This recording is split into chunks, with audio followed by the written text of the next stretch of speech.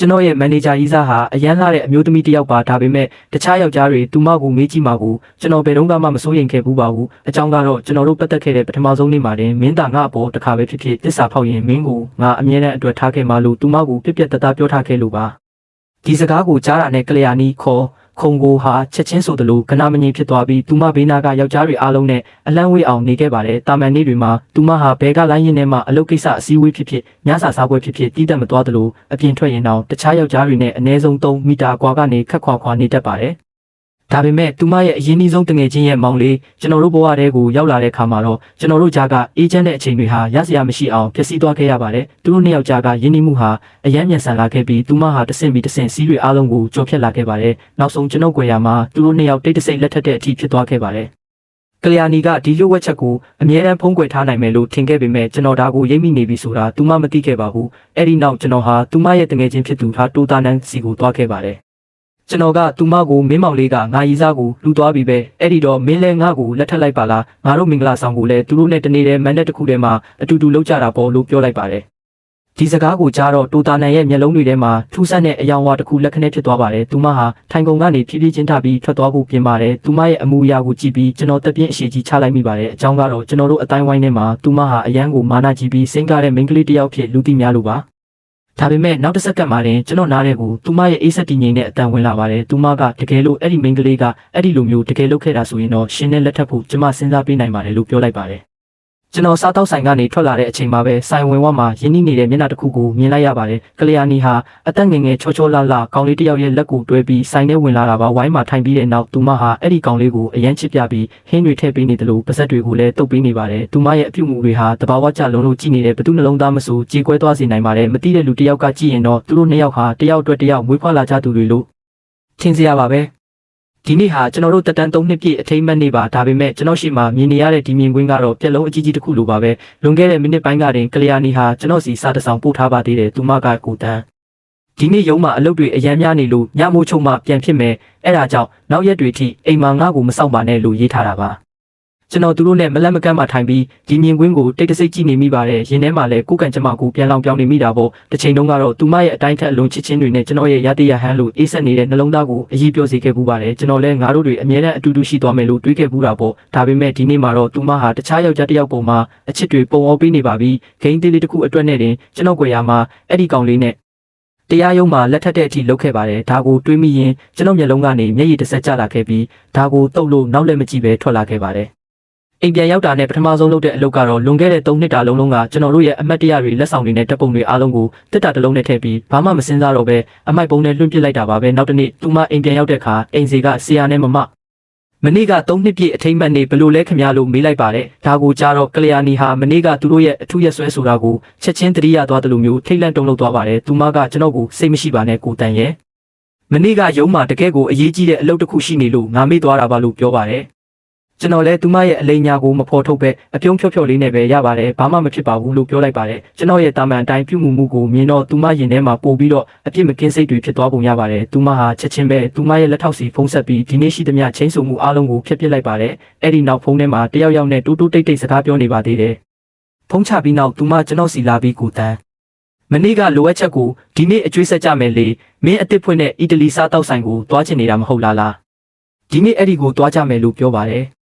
လမ်းတစ်လျှောက်လုံးကျွန်တော်ဘာစကားမှမပြောဘဲတိတ်ဆိတ်နေခဲ့ပါတယ်ကလျာဏီကလည်းကျွန်တော်ရဲ့တိတ်ဆိတ်မှုကိုသတိမထားမိပါဘူးဘာလို့လဲဆိုတော့သူမရဲ့အာယုံအားလုံးဟာဖုန်းပေါ်မှာပဲရှိနေလို့ပါကျွန်တော်အများကြီးတွေးနေစရာတော့မလိုပါဘူးသူမလမ်းတစ်လျှောက်လုံးတူရန်တူနဲ့စာပို့နေတယ်ဆိုတာကျွန်တော်သိနေပါတယ်စားတောက်ဆိုင်မှာတော့ကျွန်တော်တို့အတွက်နေရာတစ်ခုလုံးကိုဘုတ်ကင်လုပ်ထားပါတယ်နေရာအနှံ့မှာလှပတဲ့ဘန်းတွေနဲ့ကျွန်တော်တို့ရဲ့တပ်ပုံဟောင်းတွေကိုချိတ်ဆွဲထားတာပေါ့စပွဲတို့ကအစားအသောက်တွေလာချဖို့ပြင်နေတော့ကလျာဏီဟာတန့်စင်ကန်းကိုတွားပါတယ်သူမရဲ့ဖုန်းဟာစပွဲပေါ်မှာကြံခဲ့ပြီးတုန်ခါမှု vibrate တဆက်ဆက်တည်းဖြစ်နေပါတယ်အဲ့ဒီဖုန်းမြည်တမ်းကြောင့်ဆိတ်ရှုပ်လာတာနဲ့ကျွန်တော်ဖုန်းကိုကောက်ကင်လိုက်ပါတယ်ကျွန်တော်လက်ချောင်းတွေဟာဖုန်းစကရင်ပေါ်မှာရက်တန့်သွားပါတယ်ထုံးစံအတိုင်းကျွန်တော်တည်ထားတဲ့လှုပ်ဝက်နံပါတ်ကိုရိုက်ထည့်လိုက်ပေမဲ့စကရင်ပေါ်မှာလှုပ်ဝက်နံပါတ်မှားယွင်းနေကြောင်းပြနေပါတယ်ကျွန်တော်လက်တွေတုံရင်လာပါတယ်တစ်နှစ်ပတ်လုံးသုံးလာတဲ့လှုပ်ဝက်နံပါတ်ကိုသူမရုတ်တရက်ပြောင်းလဲပစ်လိုက်တာပါကျွန်တော်မျက်မှောင်ကုပ်လိုက်ပြီးဒီတစ်ခါတော့တူရန်တူရဲ့မွေးတက်ဂရစ်ကိုရိုက်ထည့်ကြည့်လိုက်ပါတယ်ဖုန်းဟာချက်ချင်းပွင့်သွားပါတော့တယ်စကရင်ပွင့်သွားတာနဲ့ရှိမှတူရန်တူရဲ့စာတူပွင့်နေတာကိုမြင်လိုက်ရပါတယ်သူမဒီနေ့တစ်နေ့လုံးကျွန်တော်နဲ့အတူရှိနေခဲ့ပေမဲ့သူတို့နှစ်ယောက်ကြားကစကားပြောဆိုမှုတွေကတော့တမိနစ်မှရက်မသွားခဲ့ပါဘူးအဲ့ဒီအချိန်မှတင်တူရန်တူစီကနေမ ကျွန်တော်မမောက်ကိုအရန်လွှမ်းနေပြီဆိုတဲ့စာကိုနောက်တစ်ဆောင်ထုတ်ဝင်လာပါတယ်အဲ့ဒီချိန်မှာပဲကလျာဏီတက်စင်ခန်းကနေထွက်လာလို့ကျွန်တော်ဖုန်းကိုချက်ချင်းပြန်ချထားလိုက်ပါတယ်ကလျာဏီဟာဖုန်းကိုမြင်တော့နည်းနည်းတော့လန့်သွားပေမဲ့အားလုံးတာမန်တိုင်းပဲလို့ထင်သွားတဲ့အခါမှာတက်ပြင်းချနိုင်မှာတော့တဲ့အစားအသောက်တွေစပွဲပေါ်ရောက်လာတော့ကျွန်တော်တက်စင်ခန်းသွားဖို့အကြောင်းပြပြီးထလာခဲ့ပါတယ်ဒါပေမဲ့ကျွန်တော်ပြန်ထွက်လာတဲ့အခါသူမရဲ့ထိုင်ကုန်ဟာလွတ်နေပါပြီအဲ့ဒီအချိန်မှတင်ကျွန်တော်ဖုန်းထဲကိုကလျာဏီစီကစာဝင်လာပါတယ်ရုံးမှာရုတ်တရက်အရေးပေါ်ကိစ္စရှိလာလို့ငါသွားပြီးနောက်တစ်ခါကျမှမင်းနဲ့အတူအေးအေးဆေးဆေးညစာစားမယ်မင်းပဲအဝါစားလိုက်တော့တဲ့ညစာစားပြီးတဲ့နောက်ကျွန်တော်တယောက်တည်းဆိုင်ပြင်ကိုထွက်လာခဲ့ပါတယ်ကောင်းကင်ကနေနှင်းတွေကျနေပါပြီကလျာဏီကတော့ကားယူပြီးသွားနေပါပြီဒီလိုရာသီဥတုဆိုးကြီးထဲမှာတက်စီဖြစ်အငှားကားဖြစ်ရဖို့ဆိုတာမလွယ်ပါဘူးကျွန်တော်မှလမ်းလျှောက်ပြန်ဖို့ကလွယ်လို့တခြားရွေးချယ်စရာမရှိခဲ့ပါဘူးအေးဆက်နေတဲ့နှင်းခဲတွေဟာလေးနဲ့အတူကျွန်တော်မျက်နှာပေါ်တိုက်ရိုက်ကျလာပါတယ်ပါပြင်ပေါ်ကနေစီးကျလာတဲ့အေးတက်ဟာနှင်းရည်လားကျွန်တော်မျက်ရည်လားဆိုတာကျွန်တော်ကိုယ်တိုင်မခွဲခြားနိုင်တော့ပါဘူးဒီလို၆ကတ်နေတဲ့လမ်းမကြီးပေါ်မှာညအချိန်မတော်ယောက်ျားတစ်ယောက်ကားတစ်စီးမှမရှိပါဘူးကျွန်တော်တယောက်တည်း၆ကတ်နေတဲ့လမ်းပေါ်မှာဖြည်းဖြည်းချင်းရှောက်လာခဲ့ပါတယ်အိမ်ပြန်ရောက်တော့ဆူဆွနေတဲ့ကုတ်အင်ကြီးကိုချွတ်ဆိုဖာပေါ်ပြစ်တင်ပြီးကျွန်တော်ကိုယ်တိုင်လဲဆိုဖာပေါ်လဲချလိုက်ပါတယ်ခန္ဓာကိုယ်တစ်ခုလုံးပင်ပန်းနွမ်းနယ်မှုနဲ့နာကျင်မှုတွေကိုခံစားနေရပြီးဒါကကျွန်တော်ကိုအထဲကနေချိုးဖျက်နေတယ်လို့ပါပဲမျက်လုံးတွေကိုမှိတ်ထားပေမဲ့အုံနောက်ထဲမှာတော့စားတောက်ဆိုင်ကမြင်ကွင်းတွေပဲလဲပတ်နေပါတယ်သူမဟာတူရန်တူကိုအစားတောက်တွေကျွေးပြီးပါဇက်တွေတုပ်ပေးနေတဲ့မြင်ကွင်းပေါ့တစ်ချိန်ကကျွန်တော်အတွက်ပဲဖြစ်ခဲ့မှုတဲ့အဲ့ဒီလက်တွေဟာဒီနေ့မှာတော့တခြားလူတစ်ယောက်ကိုဂယုစိုက်ပေးနေပါပြီအချိန်ဘလောက်ကုန်သွားလဲမသိပါဘူးအိမ်ရှိပဲတီးတန်နဲ့အတူတော့လက်တန်ကြားလိုက်ရပါတယ်ကလျာဏီဟာအခန်းမီပွင့်နေတာကိုမြင်တော့နည်းနည်းအံ့ဩသွားပါတယ်ဒါပေမဲ့သူမဟာချက်ချင်းပဲစိုးရိမ်တဲ့အတန်နဲ့ကိုတန်းမင်းပြန်ရောက်နေပြီလားငါကမင်းဒီနေ့ညတငယ်ချင်းအိမ်မှာအိမ်မဲ့ထင်နေတာအပြင်မှာနင်းတွေဒီလောက်ကျနေတာမင်းအိမ်ကိုဘလို့ပြန်လာလဲလို့မေးပါတယ်ကျွန်တော်ကတိုးညင်းပြီးလေးလံတဲ့အတန်နဲ့လမ်းလျှောက်ပြန်လာတာလို့ဖြေလိုက်ပါတယ်ကျွန်တော်အတန်ဟာအေးတန်နဲ့နာကျင်မှုတွေကြောင့်ဝင်နေပါပြီကလျာဏီမျက်နှာပေါ်မှာခဏတာထိတ်လန့်မှုတွေမြင်လိုက်ရပါတယ်သူမကျွန်တော်အနာတိုးလာပြီးလက်ကိုကျွန်တော်နှဖူးပေါ်တင်ဖို့ကြိုးစားပါတယ်ဒီလောက်အေးတာကိုမင်းပါလို့လမ်းလျှောက်လာရတာလဲငါစီဖုန်းတစ်ချက်ဆက်လိုက်ရင်ရတာပဲငါလာကြိုးမှာပေါ့လို့ပြောပါတယ်ကျွန်တော်ခေါင်းကိုနည်းနည်းနောက်ဆုတ်ပြီးသူမလက်ကိုဖဲထုတ်လိုက်ပါတယ်သူမလက်ဟာလေထဲမှာတင်ရက်တန့်သွားပြီးမျက်နှာလည်းပြတ်သွားတာပေါ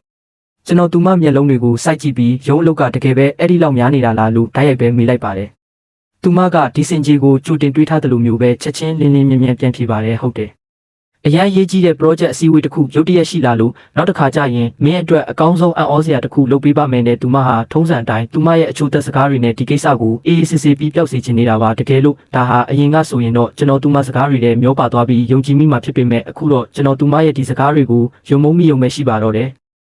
ကျွန်တော်ဆိုဖာပေါ်မှာမတ်မတ်ထိုင်လိုက်ပြီးဒေါသတက်ကြီးနဲ့သူမကိုကြည့်ကကလျာဏီမင်းကငါ့ကိုအလွယ်တကူအယူလုပ်လို့ရတဲ့လူနုစားတယောက်လို့ထင်နေတာလားလို့ပြောလိုက်ပါတယ်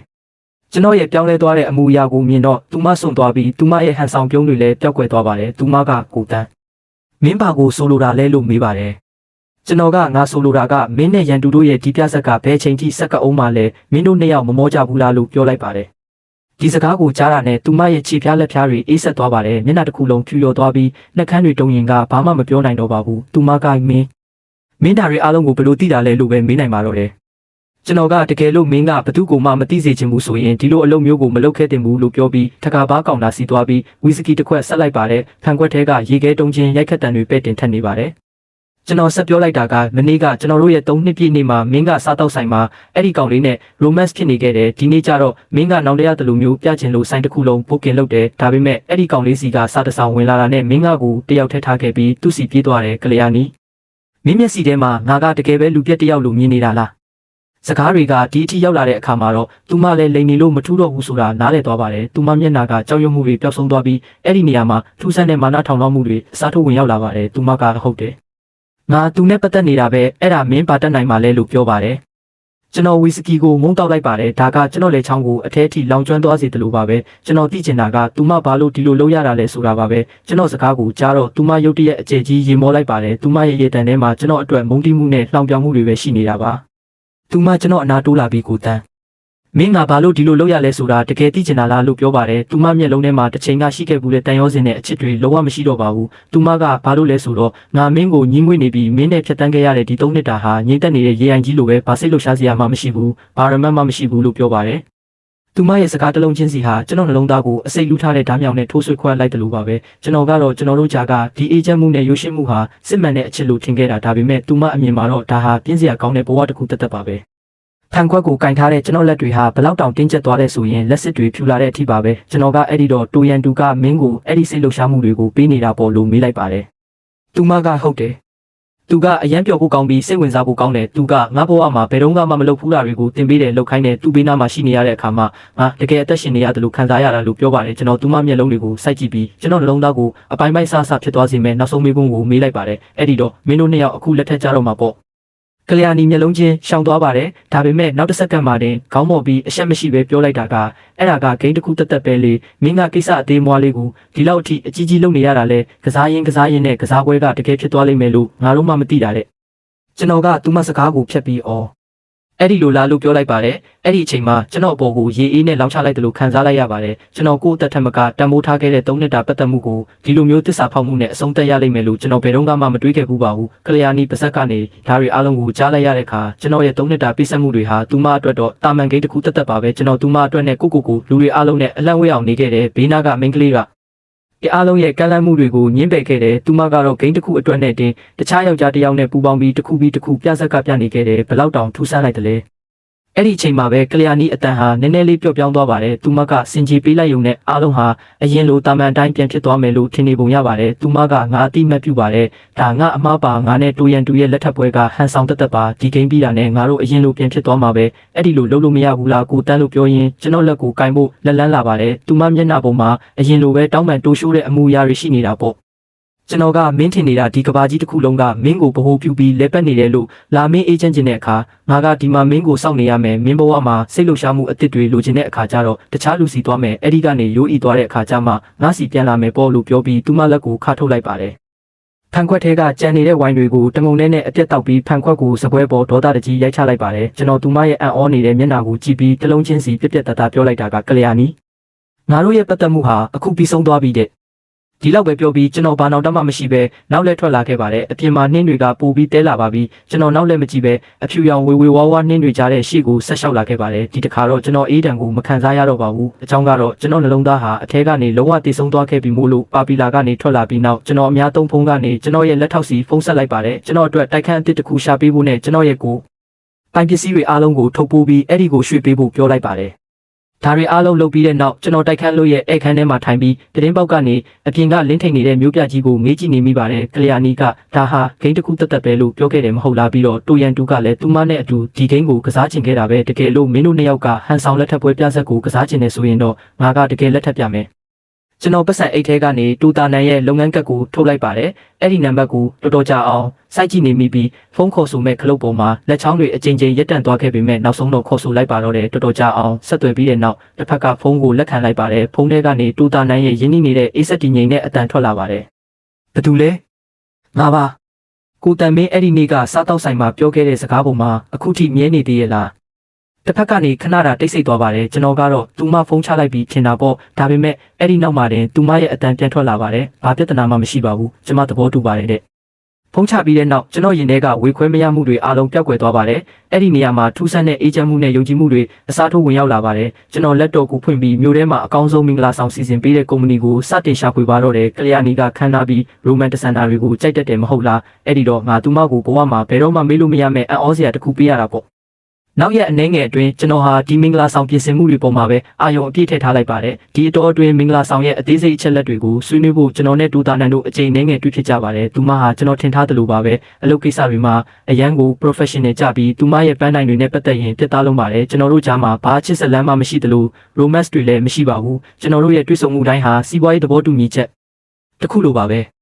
တနေ့မှာတော့ကျွန်တော်တို့ဆိုင်တစ်ခုကနေထွက်လာတဲ့အခါအပြင်မှာနေအောင်ကြီးကအရန်တာယာနေပါတယ်တူတာနန်ကအမဲရောင်မျက်မှန်ကိုတက်ထားလို့သူမမျက်နှာတဝက်လောက်ကကွယ်နေပါတယ်သူမရဲ့ထင်ရှားတဲ့မေးရိုးနဲ့နီးရဲပြီးပါလွာတဲ့နှုတ်ခမ်းတွေပဲမြင်ရတာပေါ့သူမကျွန်တော်ဘေးနားမှာရှောက်လာရင်ကျွန်တော်တို့ကြားမှာလက်တဝက်စာလောက်အကွာဝေးရှိနေပါတယ်ကောင်းကောင်းသိကြတဲ့သစိမ်းနှစ်ယောက်လိုပါပဲသူမကကျွန်တော်ကိုရှင်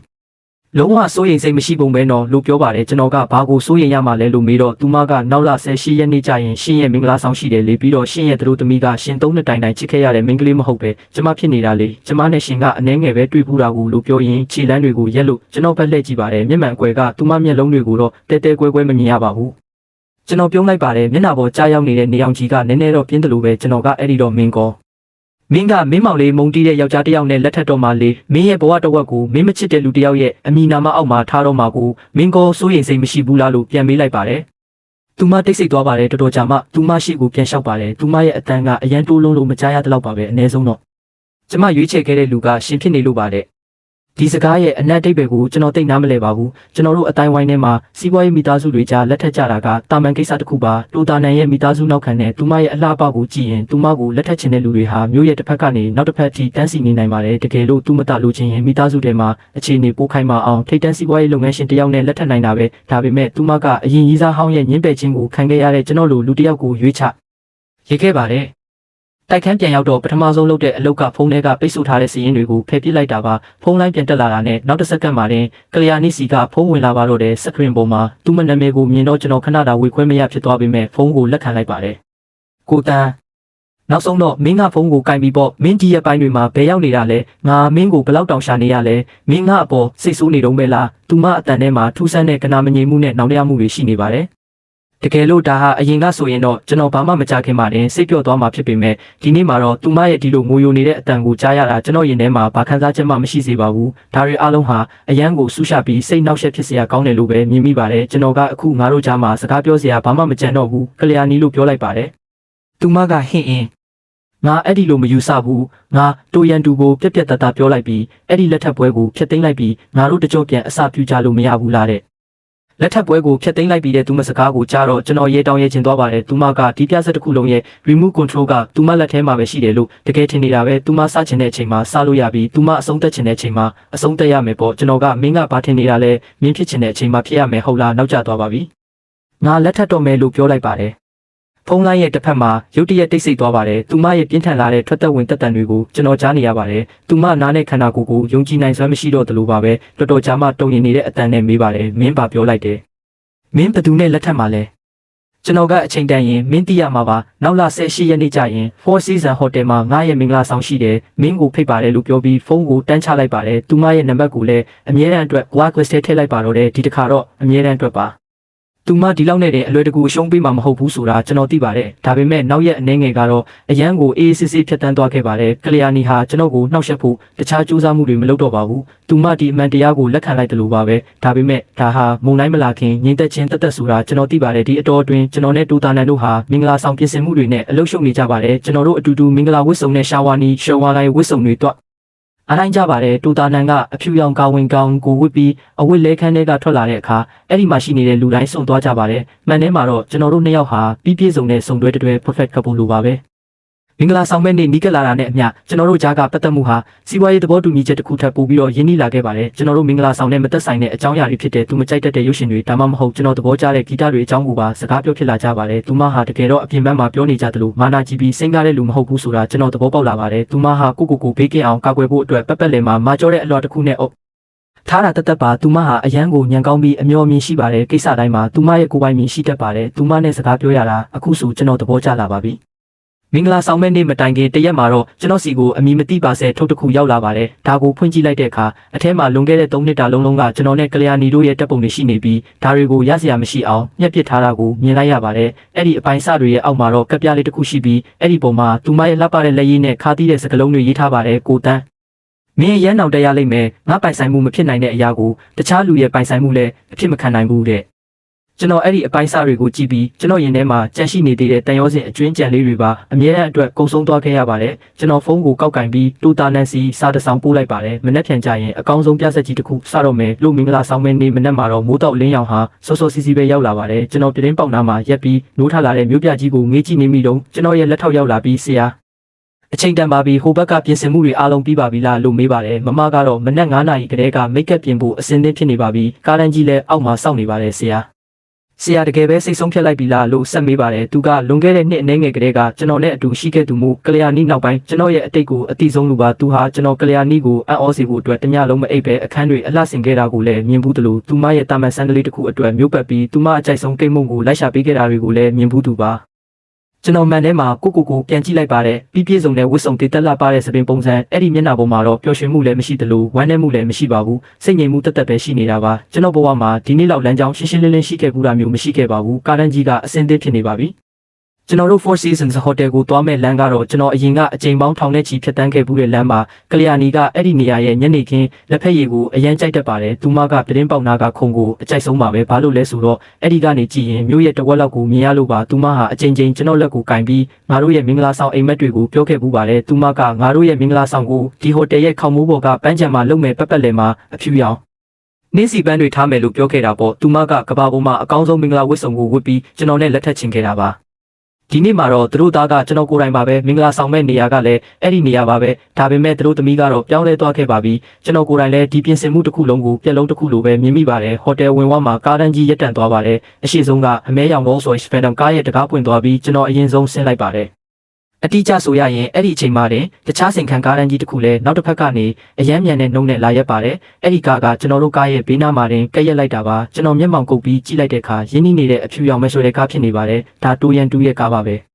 အဲ့ဒီနေရာရဲ့အခြေအနေဟာရုတ်တရက်ထူးဆန်းသွားပါတယ်ဟိုတယ်ဝန်ထမ်းတွေနဲ့အဲ့ဒီကိုရောက်နေတဲ့ဧည့်သည်တွေဟာဒီပြဆက်ဆံတဲ့မြင်ကွင်းကိုစိတ်ဝင်စားစိုက်ကြည့်လာကြပါတယ်ကားတန်းတစ်ခုဟာတိကျစီရက်နေကြပြီးသူတို့ကြားမှာတိတ်ဆိတ်တဲ့စစ်ပွဲတစ်ခုဖြစ်နေတယ်လို့ပါပဲတိုရန်တူရဲ့ကားတကားပွင့်သွားပါတယ်သူကအရန်ကိုမာနထောင်သွားတဲ့အမူအရာနဲ့ဆင်းလာပြီးကားရဲ့နောက်တစ်ဖက်ကိုသွားကာစနစ်တကျတကားဖွင့်ပေးပါတယ်ကလျာဏီလူတွေအားလုံးရဲ့ရှိကိုထွက်လာပါတယ်သူမဟာအရန်ကိုလေးလံပြီးတံပိုးကြီးတဲ့မင်္ဂလာကာဝင်ကိုဝတ်ထားပြီးအဲ့ဒီရဲ့စီးတွေပေါ်မှာစိန်တွေစီချဲထားလို့မနှက်ခင်းနေအောင်အောက်မှာလက်ခနဲဖြစ်နေပါတယ်သူမရဲ့ထူတဲ့မိတ်ကပ်နဲ့မျက်လုံးတွေကပျော်ရွှင်မှုတွေကသူမဟာပြည့်စုံတဲ့သူတို့သမီးတယောက်လိုမင်္ဂလာဆောင်ကိုပျော်ရွှင်စွာဖြတ်တန်းနေတယ်ဆိုတာပြသနေပါတယ်သူမကတိုရန်တူရဲ့လက်ကိုတွဲထားတာပါဒါပေမဲ့သူမကောင်းမော်ပြီးကျွန်တော်ကိုမြင်လိုက်ရတဲ့အချိန်မှာတော့သူမမျက်နှာပေါ်ကအပြုံးတွေပျောက်ကွယ်သွားပါတယ်သူမမျက်လုံးတွေဟာစက္ကန့်အနည်းငယ်လောက်ကျွန်တော်စီမှာတင်ရက်တက်နေပါတယ်ကျွန်တော်ရဲ့ဝတ်စုံကနေစလို့အိတ်ကပ်မှာတက်ထားတဲ့ပန်းပွင့်အထိအဲ့ဒီနောက်ကျွန်တော်နောက်မှာရက်ထားတဲ့မင်္ဂလာဆောင်ကားအထိကြည့်ပါတယ်သူမမျက်နှာပေါ်ကအံ့ဩမှုတွေဟာတခဏအတွင်းပျောက်ကွယ်သွားပြီးအဲ့ဒီနေရာမှာမာနထောင်လွှားမှုတွေအစားထိုးဝင်ရောက်လာပါတယ်သူမကကျွန်တော်သူမကိုမမေ့နိုင်သေးလို့ဒီမင်္ဂလာဆောင်ကိုလာဖြက်စီးတာလို့ထင်နေပုံရပါတယ်သူမကသူမဘဝရဲ့ဒီကြီးမားဆုံးရက်မှာကျွန်တော်ကလာပြီးတန်ရောစင်ပြဆက်ကပ်ပြလိုက်မယ်အဲ့ဒီကနေကလျာဏီရဲ့အလှပရှိမှာဘယ်သူမှမရက်တည်နိုင်ဘူးဆိုတာတက်တည်ပြလိုက်မယ်လို့ထင်နေတာပါသူမတူရန်တူရဲ့လက်ကိုလွှတ်လိုက်ပါတယ်သူမရဲ့ကာဝင်ကိုမေးလို့ကျွန်တော်အနာဖြည်းဖြည်းချင်းရှောက်လာပါတယ်ကိုတန်းမင်းရောက်လာတာပဲသူမကျွန်တော်ရှိမှလာရက်ပါတယ်သူမအတန်ထဲမှာကျွန်တော်ပေါ်ထူးဆန်းတဲ့ကျေးဇူးဆက်ချင်စိတ်နဲ့မာနတွေရှိနေတာပါသူမကဆက်ပြောတာကမင်းလာမယ်ဆိုတာငါသိတာပဲဒါပေမဲ့အခုတော့နောက်ကျသွားပါပြီငါတူရန်တူနဲ့လက်ထပ်ဖို့ဆုံးဖြတ်လိုက်ပြီအဲ့ဒီအချိန်မှာပဲတူရန်တူကလှောင်ရည်ပြီးကိုတန်းလွန်ခဲ့တဲ့3နှစ်ပတ်လုံးကလျာဏီကိုဂရုစိုက်ပေးခဲ့တဲ့အတွက်ကျေးဇူးတင်ပါတယ်ဒါပေမဲ့ဒီနေ့ကစပြီးသူမကငါမိမဖြစ်သွားပြီးငါတို့မင်းကိုအထက်ကမင်္ဂလာတောက်ဆရာတွေအတွက်မဖိတ်တော့ဘူးတော့ဒါတွေမြင်ပြီးမင်းနှလုံးသားကြေကွဲသွားမှဆိုလို့ပါလို့ပြောပါတယ်ကျွန်တော်သူတို့နှစ်ယောက်တယောက်ကိုတယောက်ထောက်ခံနေကြတာကိုကြည့်ပြီးအယမ်းရဲ့ချင်းသွားပါတယ်ကျွန်တော်ကဘသူကမင်းတို့မင်္ဂလာဆောင်ကိုလာတယ်လို့ပြောလဲလို့မေးလိုက်ပါတယ်ကလျာဏီကထိတ်လန့်သွားပြီးအဲ့ဒီတော့မင်းဒီမှာဘာလာလောက်တာလဲလို့မေးပါတယ်ကျွန်တော်ဘာမှမပြောခင်ပါတယ်သူမကစိတ်တူတူနဲ့ကိုတန်းကျေးဇူးပြုပြီးအခုဘာပြဿနာမှမရှာပါနဲ့ဒီနေ့ကငါဘဝရဲ့အကြီးမားဆုံးနေ့ပါမင်းကြောင့်ဒီကအခြေအနေတွေပျက်စီးသွားတာမျိုးငါမလိုချင်ဘူးလို့ပြောပါတယ်အော်အဲ့ဒီလိုလားဒီနေ့ကငါဘဝရဲ့အကြီးမားဆုံးနေ့လည်းဖြစ်နေလို့ပါအဲ့ဒီအချိန်မှာပဲကားတကားပွင့်သွားပြီးပထမဆုံးငွေရောင်တောက်ဖက်နဲ့စီးထားတဲ့မိန်းကလေးတစ်ယောက်ရဲ့ခြေထောက်ထွက်လာပါတယ်နောက်တစ်စက္ကန့်မှာတော့တူတာနန်ဟာအရန်ကိုကြော်ရှင်းလာပါတဲ့အမူအရာနဲ့ကားပေါ်ကဆင်းလာပါတယ်သူမကိုမြင်လိုက်ရတာနဲ့ကလျာဏီမျက်နှာတစ်ခုလုံးတွေးဆုပ်သွားတာကိုအထင်ရှားမြင်လိုက်ရပါတယ်သူမကတူတာနန်ကိုတလဲကျွန်တော်ကိုတလဲကြည့်နေပြီးနှက်ခမ်းတွေတုံရင်ကပါဇက်ကနေစကားတစ်လုံးမှထွက်မလာတော့ပါဘူးသူမရဲ့လှပတဲ့မျက်လုံးတွေထဲမှာကြောက်ရွံ့မှုနဲ့အံ့ဩမှုတွေပဲရှာကြည့်နေတာပါသူမချစ်ချစ်ငုံငုံနဲ့မေးပါတယ်မင်းတို့နှစ်ယောက်ကဒါတွေအားလုံးကိုဘာဆိုလိုတာလဲတူတာနန်မင်းကဘာလို့မင်္ဂလာကာဝင်ဝတ်ထားရတာလဲပြီးတော့မင်းသူ့ဘေးနားမှာဘာလုပ်နေတာလဲတူရန်တူရဲ့မျက်နှာကတော့ကလျာဏီထက်တောင်ပိုပြက်နေပါပြီသူ့မျက်နှာပေါ်ကမာနတွေနဲ့အပြုံးတွေဟာဒီအချိန်မှာလုံးဝပျောက်ကွယ်သွားပြီးဖြူကျော်နေတာပါသူကဒေါသတကြီးနဲ့တူတာနန်နောက်ဆုံးတော့မင်းမာတွေယူကြောင်ကြောင်လုပ်နေတာလဲလို့ဩပါတယ်တူတာနန်ကတော့သူ့ကိုလှည့်ကြည့်ဖို့တောင်အရေးကြီးတယ်လို့မယူဆပါဘူးသူမကလျာဏီပဲလှည့်ပြီးမျက်နှာပေါ်မှာအပြုံးဖြော်လေးတစ်ခုပေါ်လာပါတယ်ဒါပေမဲ့အဲ့ဒီအပြုံးထဲမှာဘာအချင်းမှမရှိပဲအေးဆက်ပြီးပြင်းထန်တဲ့မုန်းတီးမှုတွေပဲရှိနေတာပါသူမကမစ်ကလျာဏီရှင်းမျက်စိတွေအဲ့ဒီလောက်တောင်ပျက်စီးနေလို့ဘာမှမမြင်ရတော့တာလားဒီနေ့ကျမနဲ့ကိုတန်းတို့ရဲ့မင်္ဂလာဆောင်ဆိုတာရှင်နားမလည်ဘူးလားလို့ပြောပါတယ်မင်္ဂလာဆောင်မင်းတို့နှစ်ယောက်ရဲ့မင်္ဂလာဆောင်ဟုတ်လားကလျာဏီကသူမဟာပြက်လုံးအကြီးကြီးတစ်ခုကိုကြားလိုက်ရတယ်လို့မျိုးထင်သွားပါတယ်သူမအော်ဟစ်လိုက်တာကကိုတန်းမင်းငါကိုပြောစမ်းပါဒါမဟုတ်ပါဘူးလို့မင်းငါကိုလိန်နေတာမဟုတ်လားမင်းငါကိုမနာလို့ဖြစ်အောင်နာကျင်အောင်လို့သူမနဲ့ပူပေါင်းပြီးဒီပြဆက်ကိုကပ်ပြနေတာမဟုတ်လားလို့ပြောရင်းကျွန်တော်စီအမြန်ပြေးလာပြီးလက်ကိုကင်ဖို့ကြိုးစားပါတယ်ဒါပေမဲ့ကျွန်တော်နောက်ဆုတ်ပြီးရှောင်လိုက်ပါတယ်ကလျာဏီကျွန်တော်သူမကိုကြည့်လိုက်ပါတယ်မနာလိုမှုနဲ့ဒေါသတွေကြောင့်သူမမျက်နှာဟာအယမ်းကိုထူးဆန်းနေပြီးကျွန်တော်အတွက်တော့သူမဟာပထမဆုံးအကြိမ်သူစိမ့်တယောက်လိုဖြစ်နေပါပြီကျွန်တော်ကကလျာဏီ ပြဇက်ကပြနေတာမင်းပါငါမဟုတ်ဘူးမင်းနဲ့တူရန်တူတို့ရဲ့ဂိမ်းကတော့အခုပြီးဆုံးသွားပါပြီပြီးတော့ငါရဲ့မင်္ဂလာဆောင်ကအခုစတော့မှာပါကျွန်တော်ကုတ်အင်ဂျီရဲ့အတွင်းအိတ်ကက်ထဲကနေအနီရောင်မင်္ဂလာမှတ်ပုံတင်စာအုပ်နှစ်အုပ်ကိုထုတ်ပြီးသူမရှိမှဖြည်းဖြည်းချင်းဖွင့်ပြလိုက်ပါတယ်အဲ့ဒီပုံမှာကျွန်တော်နဲ့တူတာနန်တို့ရဲ့နာမည်နဲ့ဓာတ်ပုံတွေကိုအထင်ရှားရိုက်နေထားတာပါမနက်ခင်းရဲ့ပြင်းထန်တဲ့နေရောင်အောက်မှာအဲ့ဒီမှတ်ပုံတင်တစ်ခုဟာဘလောက်တောင်တောက်ပနေလဲဆိုရင်ကလျာဏီမျက်စိကိုဆူရှသွားစေတယ်လို့ပါပဲကလျာဏီမျက်လုံးတွေဟာအဲ့ဒီမှတ်ပုံတင်တစ်ခုပေါ်မှာတင်ရက်တန့်သွားပြီးခန္ဓာကိုယ်လည်းရိမ့်ထိုးသွားပါတယ်တကယ်လို့တူရန်တူကသူမကိုအချိန်မီမတွဲပေးခဲ့ဘူးဆိုရင်သူမမြေပြင်ပေါ်လဲကျသွားတော့ပါတယ်သူမငိုယိုပြီးဒါတွေအားလုံးအလိမ်ညာတွေပဲကိုတန်းမင်းငါပေါ်ဒီလိုမျိုးဘလို့လုပ်ရတာလဲကျေးဇူးပြုပြီးအဲ့ဒီလိုမလုပ်ပါနဲ့ငါတို့ရဲ့3နှစ်တာချစ်ချင်းတွေကိုမင်းတခဏအတွင်းမေ့ပစ်ပြီးတခြားလူတစ်ယောက်နဲ့ဘလို့လက်ထပ်နိုင်ရတာလဲလို့ပြောပါတယ်ကျွန်တော်ပြန်မေးလိုက်တာကအဲ့ဒီတော့မင်းကြတော့ဘာလုပ်ခဲ့လဲငါတို့ရဲ့3နှစ်ပြည့်အထိမ်းအမှတ်နေ့မှာမင်းတခြားယောက်ျားတစ်ယောက်နဲ့စားတောက်ဆိုင်မှာ romance ဖြစ်နေခဲ့တုန်းကမင်းငါတို့ရဲ့3နှစ်တာချစ်ချင်းတွေကိုသတိမရဘူးလားမင်းအောက်တန်းကြတဲ့ဂိမ်းတစ်ခုအတွက်နဲ့တင်သူ့နဲ့ဟန်ဆောင်လက်ထပ်ပြီးတစ်ကမ္ဘာလုံးကိုပြချင်ခဲ့တယ်အဲ့ဒီတုန်းကမင်းကအကြောင်းကိုတစ်ချိန်ပဲဖြစ်ဖြစ်တွေးခဲ့ဘူးလားကလျာဏီမင်းငါကိုကိုဘေနာကနေအရင်ဆုံးတွန်းထုတ်ခဲ့တာကျွန်တော်ရဲ့စကားတစ်လုံးချင်းစီဟာဓာတ်တစ်ချောင်းလိုပဲသူမရဲ့မာနတွေနဲ့အတူအယောင်တိတ်ခါလွားတွေကိုခွာချနေတယ်လို့ပါပဲနောက်ဆုံးမှာတော့သူမလုံးဝပြိုလဲသွားပြီးမြေပြင်ပေါ်ထိုင်ချလို့မျက်နှာကိုဖုံးကအကျယ်ကြီးငိုပါတော့တဲ့တူရန်တူရဲ့မျက်နှာကလည်းဒေါသတွေကြောင့်မင်းမောင်နေပါပြီသူကလျာဏီကိုလည်းရရမယ်ကိုရန်တူကိုလည်းနှိမ်ချရမယ်မိသားစုထဲမှာလည်းကို့အခြေအနေကိုတိဆောက်ရမယ်ဆိုပြီးပြင်ဆင်ခဲ့တဲ့စီမံကိန်းတစ်ခုလုံးဟာအခုတော့မြို့ပြကြီးတစ်ခုလုံးရဲ့ရှေ့မှာပြက်လုံးအကြီးကြီးဖြစ်သွားခဲ့ရပါပြည်သူကျွန်တော်ကိုကြည့်နေတဲ့အကြည့်တွေကမျက်လုံးထဲကအမျက်ဒေါသတွေနဲ့ကျွန်တော်ကိုပြချသွားစေမတတ်ပါပဲသူကသွားကြည့်ပြီးကိုတန်းမင်းတော်တော်လဲတာပဲမင်းငါရဲ့အမသို့မဟုတ်နှမနဲ့ပူပေါင်းပြီးငါ့ကိုပြန်တိုက်ခိုက်ရတဲ့အထိတတိရှိတယ်ပေါ့ဒီကိစ္စကိုငါအမြဲတမ်းမှတ်ထားမှာပါလို့ပြောပါတယ်ကျွန်တော်ကတည်ငြိမ်တဲ့လေတံနဲ့ငါအချိန်မရွေးအဆင်သင့်ပဲလို့ပြောလိုက်ပါတယ်အဲ့ဒီအချိန်မှာပဲဟိုတယ်ထဲကနေအရန်ကိုခန့်ညားထဲဝါပြီးလူကြီးလူကောင်းဆန်တဲ့အမျိုးသမီးကြီးတစ်ယောက်ထွက်လာပါတယ်သူမကတော့တူတာနန်ရဲ့မိခင်မစ်စစ်တူပါပဲသူမဟာမြေပြင်ပေါ်မှာငိုနေတဲ့ကလျာဏီနဲ့ဒေါသတကြီးရက်နေတဲ့တိုးရန်တူတို့ကိုလှည့်တောင်မကြည့်ပါဘူးသူမကျွန်တော်တို့စီတိုက်ရိုက်လာပြီးမျက်နှာပေါ်မှာအရန်ကိုလှပတဲ့အပြုံးတစ်ခုရှိနေပါတယ်သူမကအတာနန်ကိုတန်းအထဲမှာဧည့်သည်တွေအားလုံးရောက်နေကြပြီးလူတွေကိုအကြာကြီးမဆောင်ခိုင်းပါနဲ့တော့လို့ပြောပါတယ်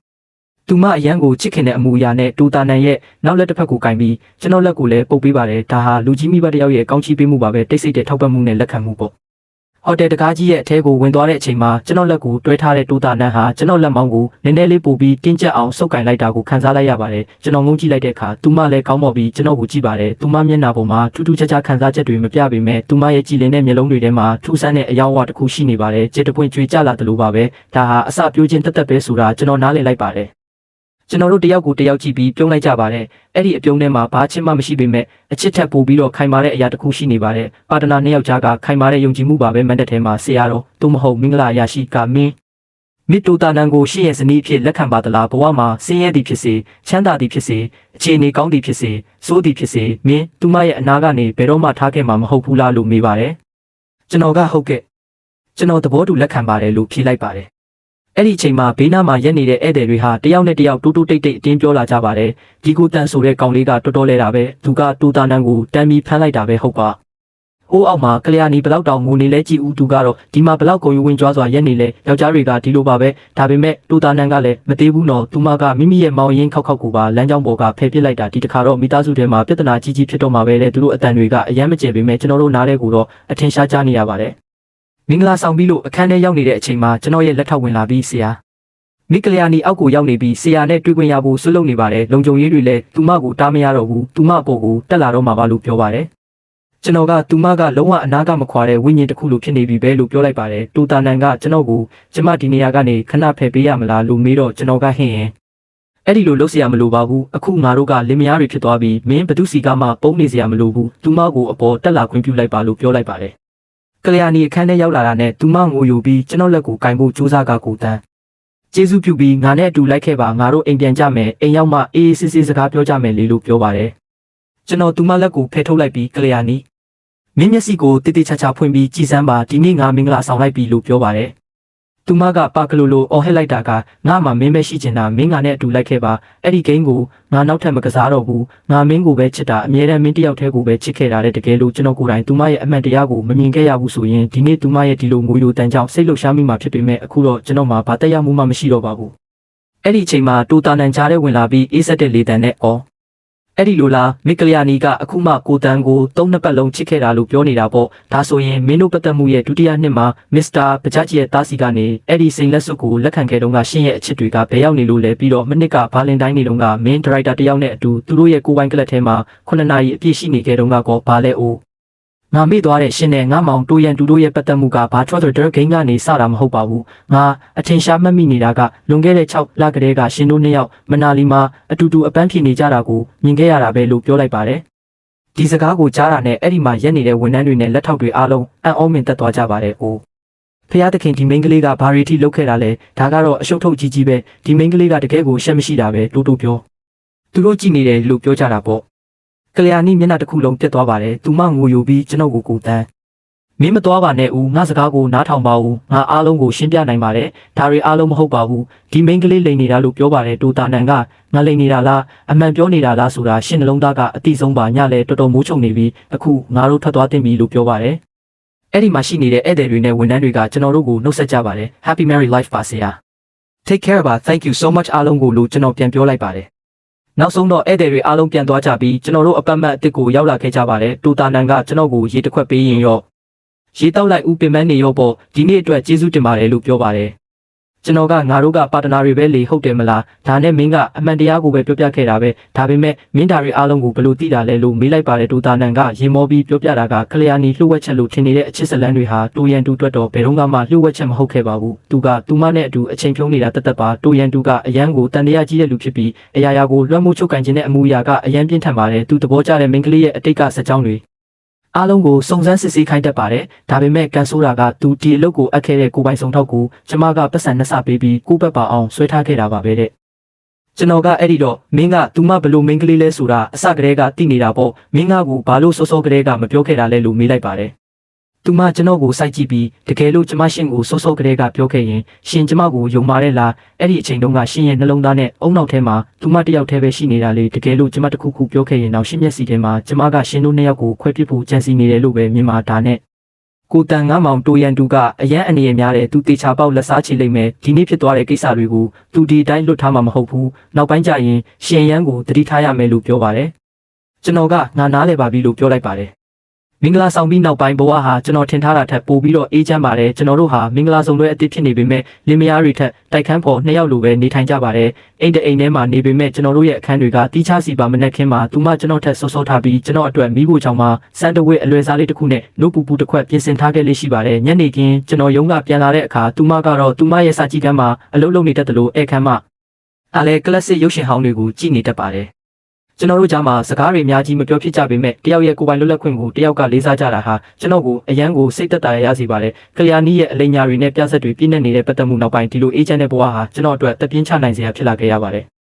ဒါပေမဲ့ဒီအေဂျင့်မှုရဲ့နောက်ွယ်မှာတော့မုံတိုင်းတစ်ခုကလည်းလဲပတ်နေပါတယ်ကျွန်တော်တိုတာနန်ပေးထားတဲ့စာရွက်စာတမ်းတွေကိုတုံးပြီးစီးပွားရေးဈေးကွက်မှာတိုရန်တူကိုတိုက်ရိုက်စတင်တိုက်ခိုက်ပါတော့တယ်သူ့ရဲ့ယင်းနှိမ့်ညွန့်နှံမှုကုမ္ပဏီအချို့ရဲ့ project အကြီးကြီးတွေကိုကျွန်တော်အရင်ဆုံးကိုယ့်လက်ထဲတင်သွင်းလိုက်ပါတယ်ဒါကသူ့ကုမ္ပဏီကိုပတ်စံအမြောက်များဆုံးရှုံးသွားစေတာပေါ့သူ့လာပေါင်းများစွာဝယ်ဖို့စီစဉ်နေတဲ့မြေကွက်ကိုလည်းကျွန်တော်တခြားကုမ္ပဏီတွေနဲ့ပူးပေါင်းပြီးသူ့လက်ထဲကနေ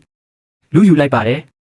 ဒီလိုအောင်ပွဲအသေးလေးတိုင်းကကျွန်တော်ကိုထူးဆန်းတဲ့အေဂျင့်မှုတွေပေးနေပါတယ်ဒါကကျွန်တော်နှလုံးသားရဲ့ဟာတာလာမှုကိုလုံးဝပြည့်စုံအောင်မလုပ်ပေးနိုင်ပေမဲ့ညဘက်တွေမှာတော့အိတ်ဆက်ချင်းကိုနည်းနည်းတော့တက်တာရစေပါတယ်တိုရန်တူမှာပြန်လဲနားလည်ထူဖို့အချိန်မရတော့ပါဘူးစက်တိုက်ဆိုသလိုဖြစ်လာတဲ့ဆုံးရှုံးမှုတွေကသူ့ကိုလုံးဝကျုပ်ပြတ်သွားစေပါတယ်သူလူအမျိုးမျိုးကတဆင့်ကျွန်တော်စီစားတွေပို့လာပါတယ်တခါတလေချင်းချောက်တလို့တခါတလေပတ်စံနဲ့လက်ထိုးတာမျိုးပေါ့ဒါပေမဲ့ကျွန်တော်သူ့စကားကိုလုံးဝနားမထောင်ပါဘူးဒီရှုပ်ထုတ်ကသူကလျာဏီကိုငါလက်ထဲကနေလူယူဖို့ဆုံးဖြတ်ခဲ့တဲ့နေ့ကလေးကစခဲ့တာမို့အခုတော့နောက်ဆုံးဖို့လမ်းမရှိတော့ပါဘူးဒီနေ့မွန်လွယ်ပိုင်းကျွန်တော် online စီဝေးတစ်ခုပြီးသွားတဲ့အချိန်မှာပဲတိုတာနန်စီကဖုန်းဝင်လာပါတယ်သူမကရှင်ဒီနေ့ညနေအားလာကျမအမေကရှင်ကိုညစာစားဖို့ဖိတ်ထားတယ်လို့ပြောပါတယ်ကျွန်တော်ကဟုတ်ကဲ့အားပါတယ်ဘာလို့မရရမှာလဲလို့ပြောတော့သူမကဒါညနေ9 နာရီကြာရင်အဲ့ဒီအရင်နေရာကိုပဲအေးအေးဆေးဆေးလာခဲ့ပါနော် take care လို့ပြောပါတယ်ရုံးလုပ်တွေပြီးသွားတော့ကျွန်တော်ကိုကားနဲ့ပဲအဲ့ဒီစိတ်ငြိမ်ပြီးတီးတန့်ဖြစ်တဲ့စားတောက်ဆိုင်စီထွက်လာခဲ့ပါတယ်ညနေခင်းမှုလမ်းမှာကားပိတ်တာနည်းနည်းတော့များပါတယ်ကျွန်တော်ကားရဲ့မူစစ်စနစ်ကိုဖွင့်လိုက်တဲ့အခါအဲ့ဒီပုံမှာအလွမ်းတချင်းဟောင်းတပုတ်လာနေပါတယ်အဲ့ဒီတချင်းစာသားတွေကိုနားထောင်ရင်ကျွန်တော်ရဲ့အာယုံတွေလွင့်ပြန်သွားပြီးတူတာနန်အကြောင်းကိုရုတ်တရက်တွေးမိသွားပါတယ်ဒီမိန်းကလေးကကျွန်တော်အတွက်တော့ပု္ပ္ပစာတစ်ခုလိုပါပဲသူမကကျွန်တော်အနားမှာဒီလောက်အထိရှိနေပေမဲ့ကျွန်တော်သူမကိုလုံးဝသဘောမပေါက်နိုင်သေးပါဘူးကျွန်တော်တွေးတောနေတော့မှပဲနောက်ကနေလိုက်လာတဲ့အမဲရောင်စကားတစ်စီးကရုတ်တရက်အရှိန်မြင့်ပြီးကျွန်တော်ကားရဲ့နောက်ပိုင်းကိုအရှိန်ပြင်းပြင်းနဲ့ဝင်တိုက်ပါတော့တယ် အဲ့ဒီပြင်းထန်တဲ့ရိုက်ခတ်မှုကြောင့်ကျွန်တော်အရှိကိုအရှိန်နဲ့ကျသွားပြီးခေါင်းလဲကားရဲ့စတီယာရင်းနဲ့အရှိန်ပြင်းပြင်းရိုက်မိသွားပါတယ်ကျွန်တော်ပြန်လဲသတိမဝင်နိုင်ခင်မှာတင်အဲ့ဒီကားကကျွန်တော်ကားကိုဒုတိယအကြိမ်ထပ်တိုက်ပါတယ်ဒီတစ်ခါတော့ကျွန်တော်ကားဟာလုံးဝထိန်းချုပ်မှုမဲ့သွားပြီးလမ်းဘေးကရေလိမ့်တွေကိုချိုးဖျက်လို့မှောက်ခုံဖြစ်သွားပါတော့တယ်သတိမလစ်ခင်အုံနောက်ထဲနောက်ဆုံးဝင်လာတဲ့စကလုံးကတော့တိုတာနန်ပြောခဲ့တဲ့အေးအေးဆေးဆေးလာခဲ့ပါနော် take care ဆိုတဲ့စကားလုံးပါပဲအခုမှပဲသူမဘာလို့ဒီစကားကိုတာမန်တိုင်းပြောခဲ့တာမဟုတ်ဘူးဆိုတာကျွန်တော်နားလည်လိုက်ပါတော့တယ်ကျွန်တော်ပြန်ပြီးသတိရလာတဲ့အချိန်မှာတော့ပတ်လည်မှာဆေးဝါးတွေနဲ့ hospital ရဲ့အနံ့အသက်တွေပဲရှိနေပါတယ်မျက်လုံးတွေကိုဖွင့်ကြည့်လိုက်တဲ့အခါအရှိမအဖြူရောင်မျက်နှာချက်ကိုမြင်ရတာပေါ့ကျွန်တော်နည်းနည်းလှုပ်ရှားဖို့စူးစမ်းကြည့်ပေမဲ့ခန္ဓာကိုယ်တစ်ခုလုံးကတကယ်ကိုပြင်းထန်တဲ့နာကျင်မှုတွေခံစားရပြီးတယောက်ယောက်ကကိုယ့်ကိုခွဲစိတ်နေတယ်လို့ပါပဲအထူးသဖြင့်ကျွန်တော်ရဲ့ခေါင်းနဲ့ဘယ်ဘက်ခြေထောက်ကအယမ်းကိုနာကျင်နေပါတယ်အဲ့ဒီအချိန်မှာတင်ကျွန်တော်နားထဲကိုရင်းနှီးနေတဲ့ပြီးတော့နည်းနည်းထိတ်လန့်နေတဲ့အတန်တစ်ခုဝင်လာပါတယ်ရှင်အဆင်ပြေရဲ့လားသတိရလာပြီလားကျွန်တော်အရန်ကိုခက်ခက်ခဲခဲခေါင်းကိုလှည့်ကြည့်လိုက်တဲ့အခါအရှိမတူတာနန်ကိုမြင်လိုက်ရပါတယ်သူမကရင်ဘေးကထိုင်ကုန်မှထိုင်နေတာပါသူမမျက်နှာဟာကြောက်ရွံ့မှုနဲ့ပင်ပန်းနွမ်းနယ်မှုတွေကြောင့်ဘလောက်တောင်ဖြူဖြူနေလဲဆိုရင်ကြည့်ရတာလန့်စရာပါပဲသူမရဲ့အမြဲတမ်းရည်လိုပဲအေးဆက်တည်ငြိမ်နေတဲ့မျက်လုံးတွေဟာအခုချိန်မှာတော့ညီရဲနေပြီးသွေးကြောမြင်လေးတွေကိုအထင်ရှားမြင်နေရပါတယ်ဒါကိုကြည့်ရင်သူမညာပေါင်းများစွာမအိတ်ခဲ့ရဘူးဆိုတာသိတာပါတယ်ဒါဟာပထမဆုံးအကြိမ်ပါပဲကျွန်တော်သူမမျက်နှာပေါ်မှာတယောက်ယောက်အတွက်ဒီလောက်အထိစိုးရိမ်ပူပန်မှုနဲ့ကြောက်ရွံ့မှုတွေကိုမြင်ဘူးတာကျွန်တော်လေးလံတဲ့အတန်နဲ့ငါအခုဘယ်ရောက်နေတာလဲလို့မေးလိုက်ပါတယ်ကျွန်တော်လေချောင်းကလုံးဝခြောက်ကပ်နေပြီးနာကျင်နေတာကြောင့်ထွက်လာတဲ့အတန်ကအယမ်းကိုအားနေပြီးကွဲအပ်နေပါတယ်ဒါကိုကြားတာနဲ့သူမချက်ချင်းထိုင်ကုန်ကနေထားလိုက်ပါတယ်ဖန်ခွက်ထဲကိုရင်နွေးနွေးလေးနည်းနည်းထည့်တယ်အဲ့ဒီနောက်ဂွန်စလေးကာတန်ဘတ်ကိုရေဆွပြီးကျွန်တော်ရဲ့နှာခမ်းတွေကိုအယမ်းကိုတိတိကျကျဆူဆူအောင်လုပ်ပေးပါတယ်သူမကဒေါက်တာပြောတာတော့ရှင်းမှာအုံနောက်လောက်ခါမှုဖြစ်သွားတယ်ဘယ်ဘက်ခြေထောက်မှာအယိုးအပ်သွားပြီးခန္ဓာကိုယ်အချို့နေရာတွေမှာလည်းဒဏ်ရာနဲ့ကြီးတွေရသွားတယ်ဒါပေမဲ့ဖျားသခင်ကျေးဇူးကြောင့်ရှင်းရဲ့အသက်အန္တရာယ်တော့မရှိတော့ပါဘူးလို့ပြောပါတယ်ဒါတွေလုပ်ပေးနေတော့သူမလက်တွေနည်းနည်းတုံနေပြီးသူမစိတ်မသက်မသာဖြစ်နေပုံရပါတယ်ဒါပေမဲ့သူမမျက်နှာပေါ်မှာတော့ကျွန်တော်အတွက်စိုးရိမ်စိတ်တွေပဲအပြည့်ရှိနေတာပါကျွန်တော်သူမကိုတိတ်တဆိတ်စိုက်ကြည့်နေမိပြီးကျွန်တော်နှလုံးသားရဲ့ထောင်ဆွေးတစ်ခုဟာသူမရဲ့ဒီလိုမေတ္တာတွေကိုမြင်ပြီးလုံးဝအရေးပြောသွားခဲ့ရပါတယ်ကျွန်တော်ကဒါတွေအလုံးတူရန်တူလောက်တာလားလို့မေးလိုက်ပါတယ်တူတာနန်ရဲ့မျက်လုံးတွေထဲမှာဒေါသတွေအထင်ရှားပေါ်လာပါတယ်။သူမရေဖန်ခွက်ကိုစပွဲပေါ်တင်ပြီးထိုင်ကုန်မှာပြန်ထိုင်ပါတယ်။သူမအတန်ထဲမှာအေးဆက်တဲ့မုန်တီးမှုတွေရှိနေတာပါ။ကားနဲ့ဝင်တိုက်တဲ့ဒရိုင်ဘာကရဲတွေရဲ့ရှေ့မှာအားလုံးဖွင့်ပြလိုက်ပြီးသူ့ကိုတူရန်တူရဲ့လက်ထောက်ကပတ်စံအမြောက်များပေးပြီးငှားခဲ့တာတဲ့သူကတော့အခုလုံးဝယူသွတ်သွားပြီးဘယ်အဆင့်ထိမဆိုသွားနိုင်တယ်လို့ပြောပါတယ်။ကျွန်တော်ကိုပြန်လောင်တဲ့အနေနဲ့အပြုံးဖြော့လေးတစ်ခုပြုံးလိုက်ပါတယ်ဒါပေမဲ့အဲ့ဒီအပြုံးကြောင့်ကျွန်တော်နှာခမ်းသားကဒဏ်ရာကအယမ်းနာသွားလို့မျက်နှာပြတ်သွားတာပေါ့ဒါကိုမြင်တာနဲ့သူမချက်ချင်းစိုးရိမ်သွားပါတယ်သူမကကျွန်တော်ကိုထိမ့်ဖို့လက်လန်းလိုက်ပေမဲ့ကျွန်တော်နာမဆိုးလို့ဘယ်နေရာကနေကန်ရမှန်းမသိပဲဖြစ်နေပါတယ်သူမလက်ကလေထဲမှာတင်ရက်တန့်သွားတာပေါ့သူမကပြတလဲနဲ့ကျေးဇူးပြုပြီးလုံးဝမလုပ်ပါနဲ့တော့ပြီးတော့စကားလည်းအများကြီးမပြောပါနဲ့ဦးအနားယူလိုက်ပါလို့ပြောပါတယ်ကျွန်တော်သူမရဲ့ဒီလိုပြရာခတ်နေမှုကိုကြည့်ပြီးအထဲကနေနည်းနည်းတော့ရဲချင်သွားပါတယ်အမြဲတမ်းမာနာကြည့်ပြီးစိတ်ကားနေတဲ့မိန်းကလေးကဒီနေ့ကျွန်တော်အတွက်ဘလောက်တောင်စိုးရိမ်နေလိုက်တယ်လဲသူမကကျွန်တော်ရဲ့အပြုံးကိုမြင်ပေမဲ့ဘာမှမပြောပါဘူးခေါင်းလေးပဲငုံထားလိုက်ပါတယ်သူမရဲ့ရှည်လျားတဲ့မျက်တောင်လေးတွေကအောက်ဆိုင်နေလို့မျက်လုံးထဲကခန်းစားချက်တွေကို꿰ထားတယ်လို့ပါပဲနောက်ရက်အနေငယ်အတွင်းမှာတော့တိုတာနန်ဟာမီဒီယာတွေထဲမှာပြောနေကြတယ်လို့ပဲအမြဲတမ်းတည်ငြိမ်နေခဲ့ပါတယ်သူမဟာစေယုံခန်းထဲကနေ10မိနစ်မှအပြည့်မထွက်ပဲနေရောညပါကျွန်တော်ကိုဂရုစိုက်ပေးခဲ့ပါတယ်မစ်စစ်တူကလည်းကျွန်တော်တို့စီအချိန်ချင်းလာလဲပြီးသူမလာတိုင်းကျွန်တော်အတွက်အိမ်မှာလှုပ်လာတဲ့စွပ်ပြုတ်ပူပူလေးတွေကိုယူလာပေးတတ်ပါတယ်သူမကမိမိရဲ့တပွားလုံးမိဖို့ကြောင့်လို့ဘယ်တော့မှမလုပ်ခဲ့ဘူးတဲ့သမီးဖြစ်သူကိုကြည့်ပါတယ်ဒီနေ့မှာတော့သူမဟာကျွန်တော်အတွက်ပန်းသီးကိုအရန်ကိုထူးဆန်းတဲ့ပုံစံနဲ့အခွန်ခွာဖို့စူးစမ်းနေတာပါမစ်စစ်တူရဲ့မျက်လုံးထဲမှာမိမိသမီးအတွက်အချစ်တွေလည်းရှိတယ်လို့နာကျင်မှုတွေလည်းရှိနေပါတယ်တခါတော့တူတာနန်ရေသွားယူဖို့အပြင်ထွက်သွားတဲ့အချိန်မှာမစ်စစ်တူကကျွန်တော်ကရင်ဘေးမှာလာထိုင်ပြီးရင်ဖွင့်စကားပြောလာပါတယ်သူမကကိုတန်းတာနန်ကငငယ်ကလေးကအရန်ကိုစိတ်ငြိမ်ပြီးကိုပဲကန့်တက်ထားတတ်တဲ့မိန်းကလေးတစ်ယောက်ပါသူမကစကားအများကြီးမပြောတတ်တယ်လို့မိမိရဲ့ကိစ္စတိုင်းကိုလည်းရင်ထဲမှာပဲဖုံးကွယ်ထားတတ်တယ်ဒါပေမဲ့ကျမဘဝမှာသူမတစ်ယောက်အတွက်ဒီလောက်အထိပူပန်ပြီးကြောက်လန့်နေတာကိုပထမဆုံးအကြိမ်မြင်ဘူးတာပဲလို့ပြောပါတယ်မစ်စစ်တူကကျွန်တော်ကိုနက်နက်ရှိုင်းရှိုင်းစိုက်ကြည့်ပြီးအမေတစ်ယောက်အနေနဲ့ကျမဒါကိုအထင်ရှားမြင်နိုင်ပါတယ်မင်းကသူမအတွက်ဘယ်လောက်အထိအထူးတည်တတ်လူဖြစ်နေလဲဆိုတာလို့ဆက်ပြောပါတယ်ကျွန်တော်သူမစကားကိုဓာတ်ရိုက်ဘာမှမဖြေပါဘူးအပြုံးဖြော့လေးတစ်ခုပဲပြုံးပြလိုက်ပါတယ်အဲ့ဒီညမှာပဲစေဝါရီရဲ့အာနီတင်ကြောင့်ကျွန်တော်အရန်ကိုနှစ်ချိုက်အိပ်ပျော်သွားပါတယ်တကောင်ရအချင်းကျွန်တော်သတိနည်းနည်းပြန်ရလာတဲ့အခါတယောက်ယောက်ကအရန်ကိုအကျဉ်းသားတရားတွေနဲ့ကျွန်တော်ပေါ်ကိုစောင့်တိချာခြုံပေးနေတာကိုခံစားလိုက်ရပါတယ်ကျွန်တော်ကတော့နတ်တယောက်ယောက်ဖြစ်မှာပဲဆိုပြီးမျက်လုံးကိုမဖွင့်ခဲ့ပါဘူးအဲ့ဒီချိန်မှာတင်ကျွန်တော်နားထဲကိုအရန်ကိုတိုးညင်းတဲ့အတန်တစ်ခုဝင်လာပါတယ်အဲ့ဒီအတန်ထဲမှာတက်ပြင်းချတဲ့နဲ့ကြောက်ရွံ့မှုတွေကွယ်ဝက်နေတာပါရှင်ကဘာလို့အဲ့ဒီလောက်တောင်ဦးတူနိုင်ရတာလဲအဲ့ဒီအတန်ကနတ်ရဲ့အတန်မဟုတ်ပဲတူတာနန်ရဲ့အတန်ဖြစ်နေပါတယ်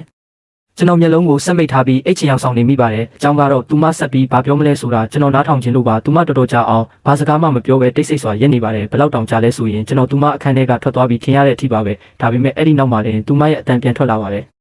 ရှင်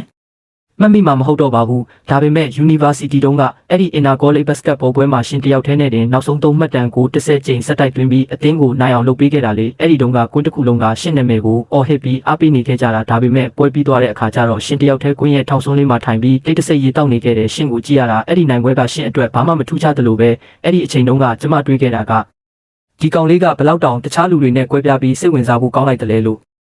ဒီစကားကိုကြားတာနဲ့ကျွန်တော်နှလုံးခုန်တန်းဟာတခဏအတွင်းရက်တန့်သွားခဲ့ရပါတယ်။ဒါကလွန်ခဲ့တဲ့နှစ်ပေါင်းများစွာကကိစ္စတစ်ခုပဲလေကျွန်တော်အုံနောက်ကိုနည်းနည်းအလုပ်ပေးကြည့်လိုက်ပါတယ်ဝေဝေဝါဝါမှတ်မိတာက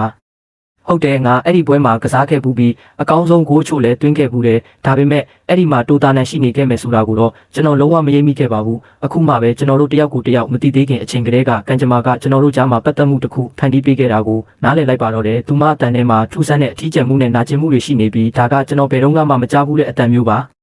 သူမဆက်ပြောတာကနောက်မှကျမရှင်နာမည်ကကိုတန်ဆိုတာတီးခဲ့ရတာဒါပေမဲ့အဲ့ဒီအချိန်မှာရှင်ကကလျာဏီနဲ့ပတ်သက်နေပြီလေအဲ့ဒါကြောင့်ကျမရှင်ကိုကိုယ့်ရင်ထဲကစကားတွေကိုပြောဖို့ဘယ်တော့မှတတိမရှိခဲ့ဘူးတဲ့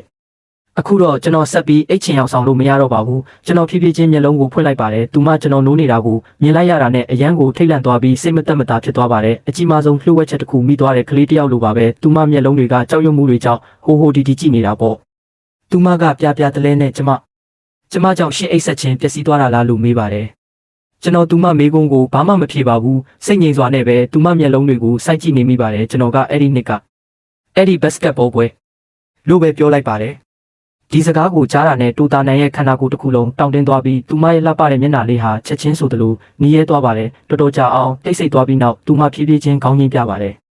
အဲ့ဒီချိန်မှာတင်ကျွန်တော်အားလုံးကိုသဘောပေါက်လိုက်ပါတော့တယ်စားတောက်ဆိုင်တုန်းကသူမဘာလို့ကျွန်တော်ရဲ့အဲ့ဒီလိုထူဆန်းပြီးယူကြောင်ကြောင်ဆန်တဲ့လက်ထပ်ပွဲစကားကိုအလွယ်တကူလက်ခံခဲ့တာလဲဆိုတာကျွန်တော်နားလည်လိုက်ပါပြီသူမဘာလို့ကျွန်တော်လိုကျူးပြတ်နေတဲ့လူတစ်ယောက်နဲ့လက်ထပ်ဖို့ဆုံးဖြတ်ခဲ့တာလဲဆိုတာနားလည်လိုက်ပါပြီဒီလက်ထပ်ပွဲဟာမိသားစုနှစ်စုဒါမှမဟုတ်စီးပွားရေးသဘောတူညီချက်သက်မဟုတ်ပါဘူးအဲ့ဒီနောက်ွယ်မှာသူမလွန်ခဲ့တဲ့နှစ်ပေါင်းများစွာကတည်းကရင်ထဲမှာတင်စီထားခဲ့တဲ့တစ်ဖက်သက်အချစ်ရှိနေခဲ့တာပါပြီးတော့ကျွန်တော်ကဘလောက်တောင်မျက်စိကန်းခဲ့တယ်လဲဆိုရင်ဘာမှမသိခဲ့ပါဘူးကျွန်တော်ကတော့သူမကိုကိုယ့်ရဲ့လက်စားချေတဲ့ဂိမ်းတွေကပါဒနာတစ်ခုသက်သက်ပဲလို့ထင်နေခဲ့တာကျွန်တော်ပလတ်စတာမပတ်ထားတဲ့ညာဘက်လက်ကိုရှေ့ကိုကန့်လိုက်ပါတယ်ကျွန်တော်လက်ကလေထဲမှာခဏတာရက်တန့်သွားပေမဲ့အဲ့ဒီနောက်မှာတော့အခွင့်အရေးပြည့်နဲ့ယုံကြည်မှုအပြည့်နဲ့ပဲကတင်ပေးမှာတင်ထားတဲ့သူမရဲ့လက်ကလေးကိုစုပ်ကင်လိုက်ပါတော့တယ်ကျွန်တော်သူမမျက်လုံးတွေကိုစိုက်ကြည့်ပြီးတူတာနန်းအတိတ်မှာငါလုံးဝမျက်စိကန်းခဲ့တယ်ပြီးတော့မိန်းကလေးအမတယောက်ရဲ့နောက်ွယ်မှာအမကြီးကြီးတွေလှုပ်ခဲ့မိတယ်ငါတို့အားလုံးကိုမေ့ပစ်ပြီးအစပြုခြင်းအစ်တစ်ခုလှုပ်ကြလို့မရဘူးလားလို့ပြောလိုက်ပါတယ်ဒီစကားကိုကြားတာနဲ့တူတာနန်ရဲ့မျက်လုံးတွေဝိုင်းဆက်သွားပါတယ်။သူမရဲ့အမြဲတမ်းအေးဆက်တဲ့နှင်းခဲတွေအုပ်ထားတဲ့အဲ့ဒီမျက်လုံးတွေဟာဒီနေ့မှာတော့အဲ့ဒီနှင်းခဲတွေအားလုံးအည်ပျော်ကျလာခဲ့ပါပြီ။သူမမျက်လုံးထဲမှာမျက်ရည်တွေပြည့်ရှံလာပြီးနောက်ဆုံးမှာတော့မျက်ရည်တစ်ဆက်ဟာသူမရဲ့ဖြူရော်နေတဲ့ပါးပြင်ပေါ်စီးကျလာပါတော့တယ်။သူမမငိုပါဘူး။သူမမိမိရဲ့အတန်ကိုထိန်းချုပ်တဲ့နှက်ခမ်းကိုတင်းတင်းစေပြီးအရန်ကိုချစ်မြတ်နိုးတဲ့အမူအရာနဲ့ခေါင်းလေးကိုငိမ့်ပြရှာပါတော့တယ်။